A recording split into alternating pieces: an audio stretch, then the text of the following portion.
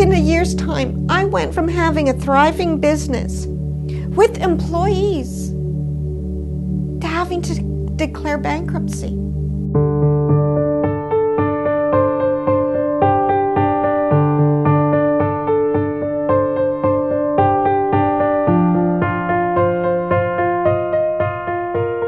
My youngest daughter, Marissa, was diagnosed with a very rare form of spinal cord cancer, and that was a week after her 8th birthday. You don't know what's happening. You don't have any control. It's a worse nightmare, worse than anyone can ever imagine.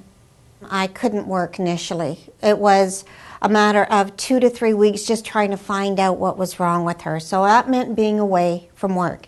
Being self-employed, if I don't work, there's no money, okay? But as her treatment went on and she was spending more and more time in the hospital, needing more and more care, I was actually in a position where I could work less and less, which meant less and less money coming in. I also had additional expenses now with my 3 other children, having to make sure that I had extra for them because I wasn't there for them, and paying for things that normally I wouldn't have to pay for. Also, my income reduced to almost nothing. In a normal household, it would reduce by 50% given the fact that one parent generally stops working. But when you are the parent, the supporting parent, that you can't work, it became 0.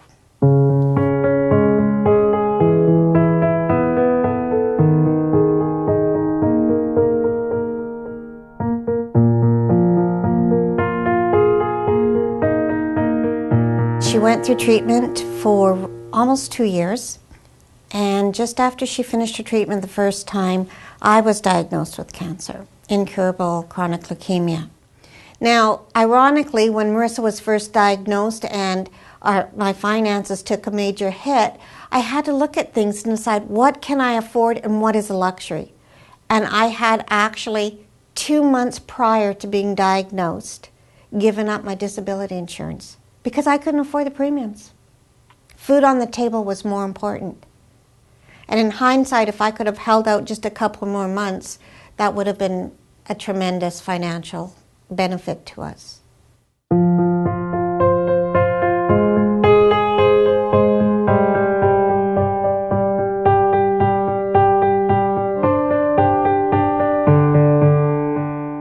I lost my home.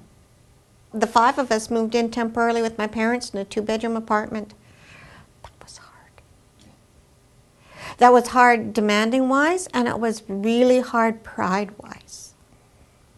It was really hard on them. Knowing we lost our home, it was hard for me to hear Krista say, "Mom, we're homeless. I never thought we'd be homeless." That was really hard.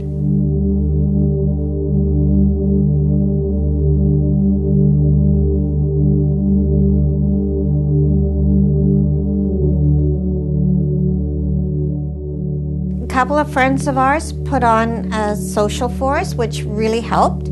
We had a couple of organizations do some fundraising, which really, really helped. I appreciate every bit of assistance that we've gotten, most definitely, and I would gladly do it for anyone else. It's because of those people that we survived.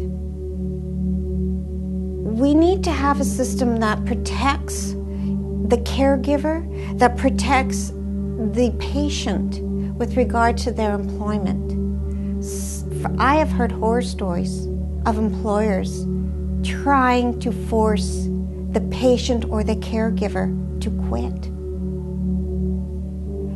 And it's just ridiculous in this day and age to treat us like we have some kind of a plague. But that's how they're treating us, and we need to have that protection. Because I don't want anyone else to suffer like that.